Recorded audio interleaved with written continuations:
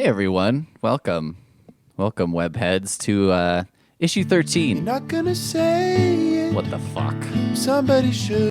That's the theme from our other show that just started playing. Helpful Snowman Radio. Anyway, here we are. We're going to talk about issue number 13, which is the first appearance of Mysterio. Mysterio, you probably know, is the guy who looks like he's wearing a fishbowl on his head and then a green costume and purple cape. I have the Marvel Encyclopedia here, so let's just look at Mysterio real quick. Quentin Beck was well, you know what? This is we're going to get to this part. Let's do this thing. But his real name is Quentin Beck. Occupation, criminal. Okay. I feel like, this Marvel Encyclopedia, maybe it's like, hey, when it says occupation, maybe tell us like what he's doing when he's not doing crime. That's kind of more interest. That's kind of what we're looking for. He is 5'11", 175. Blue hair, black eyes. Wait, blue eyes, black hair. Sorry. It's like blue hair, black eyes. That's fucking weird. Occupation, looking weird. I think it's funny that some of these say height and weight. Okay, so he's 5'11", 175, but he's so shredded looking that I'm like, there's no fucking way. He would have to weigh like at least 200 if he looked like that. You got Mystique here, who's 5'10", 120. Freddy. No, not really. It's just weird. It's a weird... Here's when I want to see the weight. Like, what does Namor weigh? He's 278. I'm like, all right, I'm curious about that. But am I really that curious about how much North Star weighs? No. Or Nomad? I mean, okay, I want to know how much Omega Red weighs when it's like he's 425 pounds and you're like, Jesus fucking Christ. But when it's Nova, and he's like 5'9", 145 and you're like, eh. I mean, he's like a teenager. Or, when you have Onslaught and he's 10 feet tall, 900 pounds, I'm like, yes, his weight is significant. When Paladin is 6'2", 225, you're kind of like, eh. Or like Karen Page, not a super-powered person, a girlfriend character. Do I really need to know she's 5'7", 125? Also, wait a second. She's 5'7", 125. And Mystique is... Hold on. 5'10", 120. So Mystique weighs less than Karen Page, and she's like 3 inches taller, and she's also like super fighting all the time and wearing like no clothes. This does not make sense. I don't get it. Anyway, now that we've discussed the height and weight of a bunch of fictional characters, I mean, can't you just be like, if it's average-ish, wouldn't you just say, here's what I think Marvel should do in these encyclopedias, is just be like, body type, average-ish, muscular, lean. You know what I mean? Like, that would probably satisfy my curiosity. And, like Mysterio is a great example of a character who it's like, oh, who gives a fuck how much he weighs? He's average. Average comic book average, which is like shredded. It opens up with a splash page, what appears to be Spider-Man robbing a bank, which is hilarious because it's these two, I guess, bankers webbed up, and they look like they're saying like, don't run away with all our money. How about, is that a possibility at this juncture? And it's like, well, he's got you webbed up and he's sprinting away with a green bag that has a dollar sign on it. Which to me says like, we may have gone past the point here. Now, I do want to say, just as a quick nod, because, I mean, this is the Amazing Spider webcast, and this is issue 13, so Stan Lee is still writing, and Steve Ditko is the artist. We found out about Stan Lee's passing a couple weeks ago, and it was very sad. Real sad about that. It's really unfortunate. And the dude did a lot of good shit. I did see, I don't want to taint the legacy of the man here by talking about this, but I do want to provide some talk back to something I see, which is like, okay, Stan Lee passes, and a lot of people are like debating his legacy versus Jack Kirby's legacy. And I'm like, A, this is not the time. This is not the time to talk about how Stan Lee was like, did he really do anything or did he not do anything? Because, first of all, look into it, fuckers, because he did a lot of shit. Even if you want to give him the minimum amount of credit that he's owed, that's still a fuck ton. B, I mean, I kind of think Stan and Jack are kind of like Steve Jobs, Steve Wozniak. Steve Wozniak is often, heralded as like, he's the underappreciated genius and Steve Jobs gets all the credit. And you're like, I don't think that's necessarily accurate. But B, it's like, look, Steve Wozniak could make shit, but Steve Jobs was the idea man, right? And without Steve Jobs, I don't think Steve Wozniak really exists. Like he's not Steve Wozniak without Steve Jobs. He's not half of Apple or half of the origin of Apple. And I think people hate to think this way, but you're like, look, man, like Steve Wozniak might be really good at making shit and he might be a great computer engineer or whatever, but he couldn't sell for shit.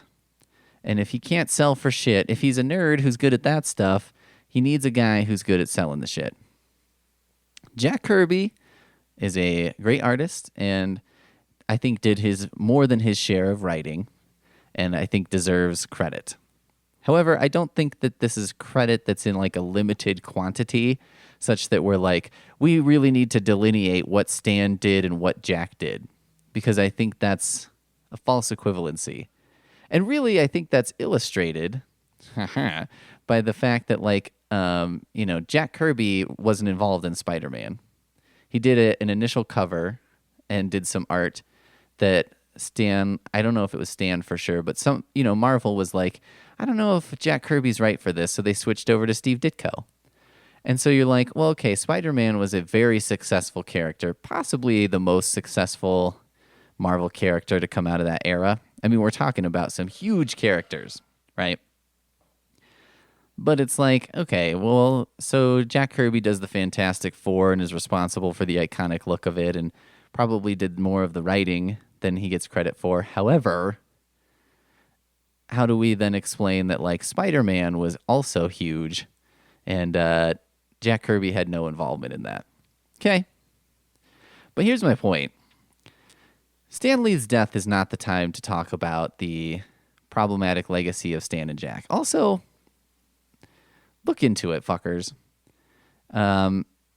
Here's my understanding of it. Stan Lee and Jack Kirby were not enemies to the grave. And also, at some point, I think Stan and Jack were not opposed to each other. It was that, Jack Kirby, and especially his family, after he passed, wanted more recognition and cash. And probably deserved it. But it wasn't that they were trying to get it from Stan Lee. It was like, we should be getting this from Marvel. If you look into comic book history, many a creator has been fucked hard out of money because the way this used to work was like, you invent Batman or something, right? But you're working for DC Comics. And so you make Batman in Detective Comics, and then he comes and becomes this huge hit. But the way you're working for this is like, hey, P.S., anything that you make while you're here belongs to us, not you. So like as we use these characters in perpetuity, they don't belong to you. And this is something that's in a lot of industries. We talk about it in the comic book industry, but like this is rampant in the tech industry, for example. I design a microchip while working for Hewlett-Packard. I don't own that microchip. They do, right? They own that work. So there you go. And this is a lot of creative industries, but a lot of other industries as well. So anyway, I guess I just wanted to, I didn't know how to do this because I didn't want to spend my time honoring Stan Lee talking about that, but I also wanted to provide pushback to the preponderance of those things that I've seen to tell people like, you need to look into the story Because the story goes also, the story of Jack Kirby is not an unusual one, which is unfortunate, but it's not on Stan Lee. Also, according to Stan's take on things, which Jack Kirby has not disputed, Stan many times offered to bring on Jack Kirby as a full time regular employee, like at Marvel. And Jack Kirby turned him down because he preferred to be a freelancer. And it's like, well, what is he supposed to do? He's supposed to force Jack Kirby to take a job or not so that he can get, paid longer and so on. No, like that's not how that works. So anyway, I just think I want to take a little time to clear Stan Lee's name because I think that he gets a lot of shit. And this is the thing. I think that like half-assed comic book nerds get real involved in that argument where and it's like, here's the cool position to take. Stan Lee was a fraud and a hack, and Jack Kirby was the real deal.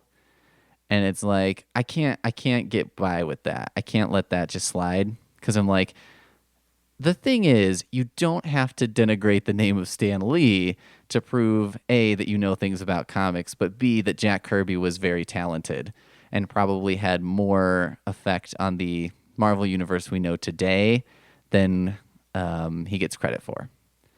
But it's not like there's a pie chart here, and it's like how much credit is available to give for the existence of the Marvel Universe, and how much should Stan get and how much should Jack get? It's like we can give Jack more credit without taking something away from Stan. This is an emotion. This is like a whatever. Now, as far as the financial goes, I suppose that's a limited quantity. But you got to know that like Stan Lee severed his ties with Marvel. I mean, he wasn't working with Marvel like, I don't know, in the late 90s or something. I mean, it's been a long fucking time since Stan Lee has been, the head of Marvel. And he shows up in the movies and stuff, and it's like, shouldn't Jack Kirby be in the movies? He was dead. Okay. I think he was, I don't know how long he's been dead. I should look that up, right? This is like a sort of an information podcast. Jack Kirby. But also Jack Kirby's estate like sued Marvel Productions for use. Yeah, he died in 1994. So like, what's he going to show up in? The Roger Corman Fantastic Four? Anyway. And that's, I think, part of the thing, too, is that I think in 1994, comics did not have the mainstream popularity that they do in 2018. Like, we're looking at 1994 with 2018 eyes, and it's like, oh, this should happen. But at the same time, it's like, I mean, comic book movies in 1994 were horrible, right? I mean, you had the Batman movie, but it's like, let's see. Did we have any movies come out in 1994? The Crow, The Mask, The Shadow. That was when, turns out that's when the Roger Corman Fantastic Four movie came out. You can find that on YouTube. Watch it. Watch that shit. Okay. So anyway, I just wanted to say, I was bummed out to hear about Stan's passing. It's sad because, he was older and whatever, so I think you can sort of dismiss it and be like, he had a good run and whatever, but it's kind of like, it's just sad because I think it's a realization for everyone of like, nobody lives forever, and there's no amount of good you can do in this world that allows you to live forever. And that seems cosmically unfair, right? But I am confident saying that, like, without Stan Lee, these things wouldn't exist. They certainly wouldn't exist in the form they exist today. Comic books would not be what they are today. And they wouldn't be what they were in the 60s and 70s. Amazing Spider-Man issue 13, first appearance of Mysterio, would not be what it is today. So there's a lot of things. I mean, I think he had such a huge impact on the world. He had as big of an impact as someone can really have at this point. I mean, think about the people around the world who are entertained by these characters and stories, and for how long. I mean, goddamn. Good goddamn. So there you go. I don't know. If you're drinking something when you listen to this, if your life is sad enough that you're like, I get drunk and listen to Amazing Spider webcast, the 10 episodes that have been out for 2 years, and then the other two that came out, and I just listen to them over and over. If that's your life, tip one back for Stan. Give a toast to Stan. Pour one out on the floor if you live in an apartment like I do and not like a carpeted adult home where it's like, okay, well, maybe put a bucket on the floor and then pour it out in the bucket or go out in the yard or something. So, Stan, you will be missed. You are missed. And we wish you the best. And, when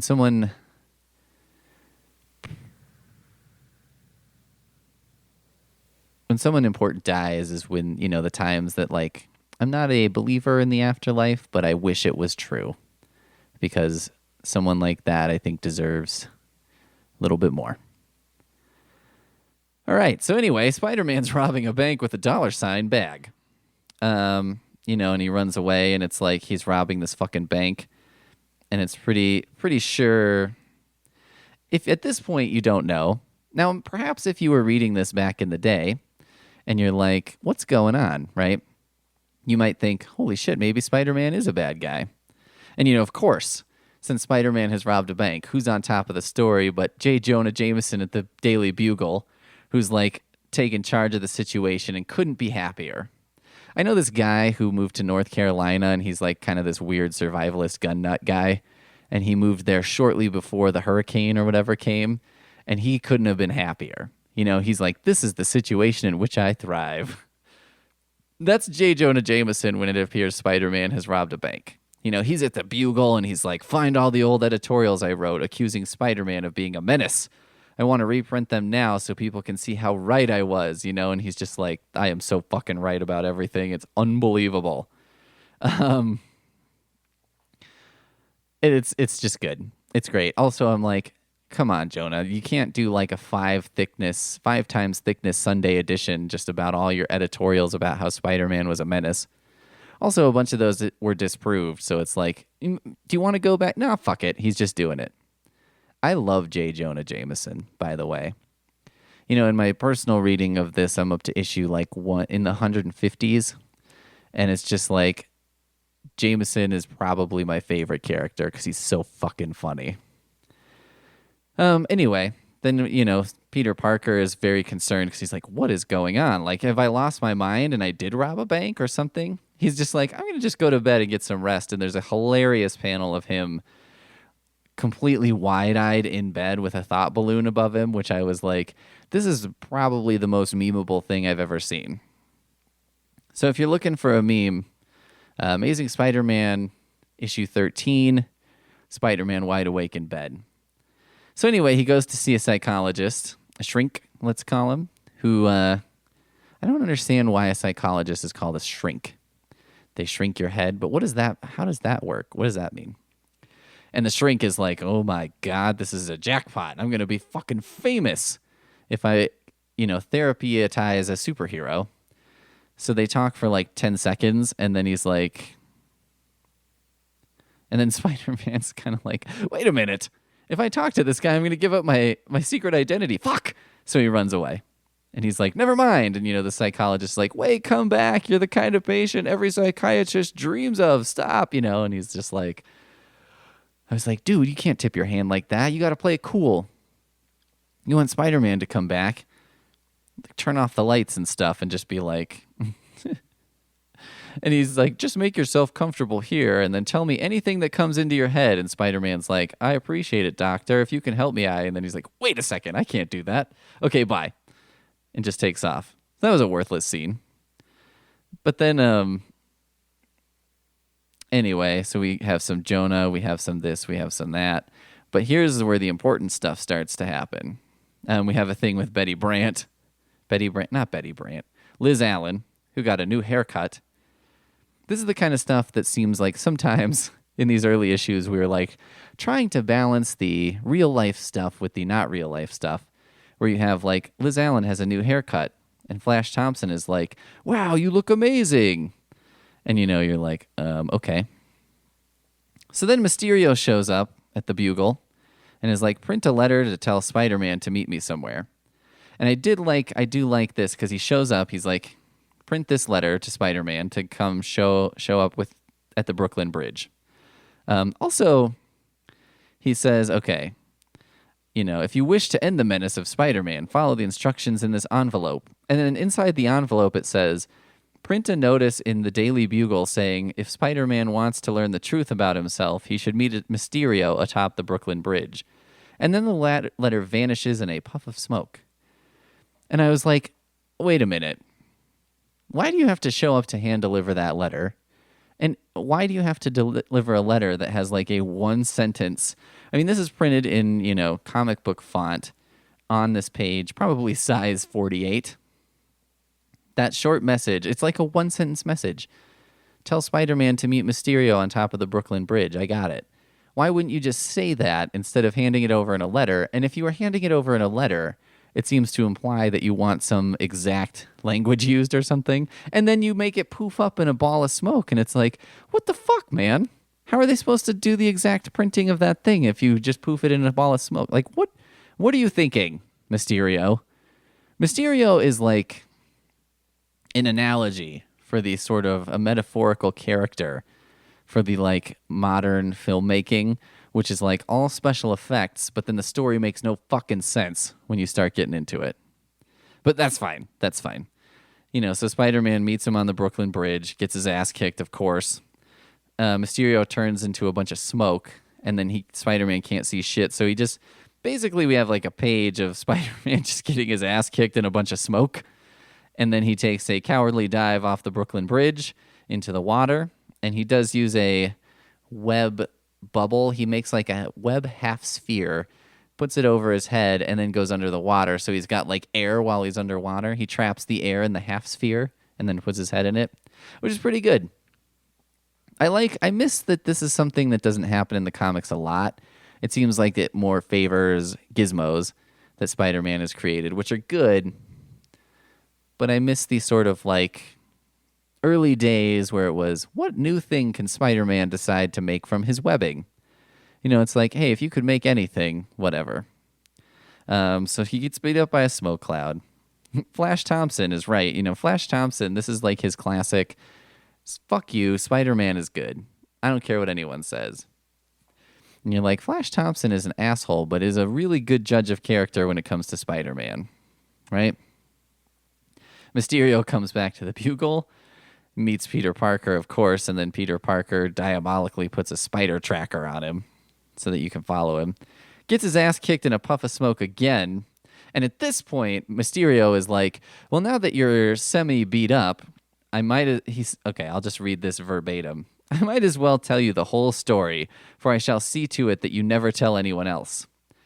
Classic villain mistake. I punched you in the face 3 or 4 times, so at this point, there's no fucking way that you're gonna get out of this one, Spidey. So I might as well tell you a bunch of stuff that you don't need to know, and that would be really harmful to me if you escape. I used to be a movie stuntman, and then I became a special effects man for TV movies. I designed all sorts of costumes and props. Then I got the idea of imitating you. I spent many long weeks studying all your powers, all your abilities, everything that was known about you. I was sure I could duplicate your feats. And he says, whatever Spider-Man does naturally, I'll find a way to do artificially. So this is kind of weird because it's like, why? He's like, I just want to do this as a challenge, which I'm like, all right, I'm into this idea of special effects man woodshedding his way to a huge project. But like, why is he like mad at Spider-Man? Using all the skill I had acquired designing movie props, I made a gun which fired a nylon cord resembling your own web. I designed shoes and gloves with special suction cups enabling me to cling to walls. My plan seemed perfect. I could commit all sorts of crimes and you would get the blame. Now, wait a minute. When did that happen? When was he like, I'm going to try and make a thing to imitate Spider-Man? And then he's like, to do crimes. But then I got a still greater idea. I would create a separate identity for myself. I'd call myself Mysterio, and then I'd battle you. When I defeated you, I'd be a national hero, for no one would know that Mysterio is both criminal and the conqueror. And that plan, again, metaphor for a modern movie, makes no fucking sense. Doing crimes as Spider-Man kind of makes sense because you're like, well, I guess then the heat's off you as Mysterio or as whoever because you're like, they'll be chasing after Spider-Man. So anyway, my helmet is based on the principle of your eyepieces. I can see out, but no one can see in. I created a fine spray made of specially treated acid, which was for the sole purpose of dissolving your web if you should ever use it against me.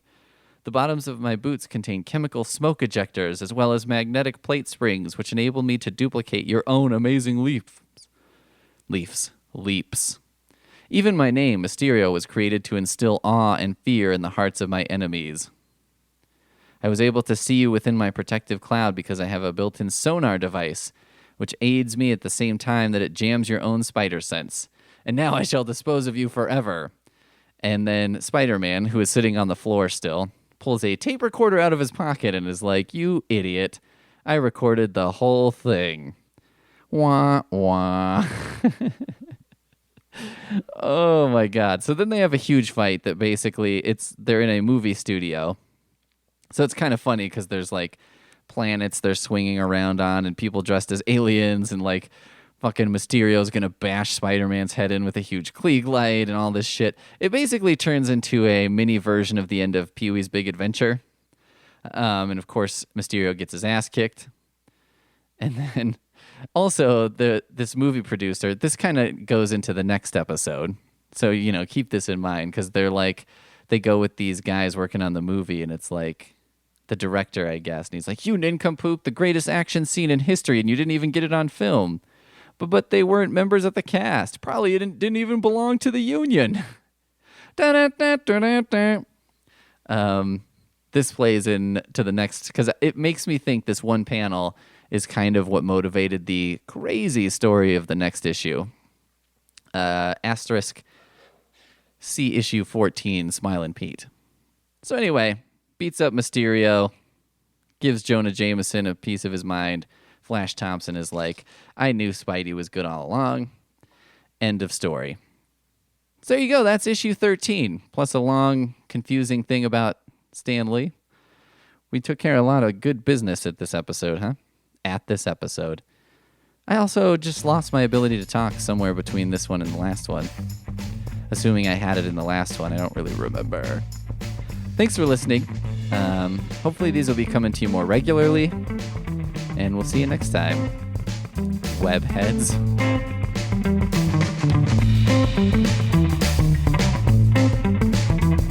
He climbs a tree just like a vine. Look out! Here comes the spider.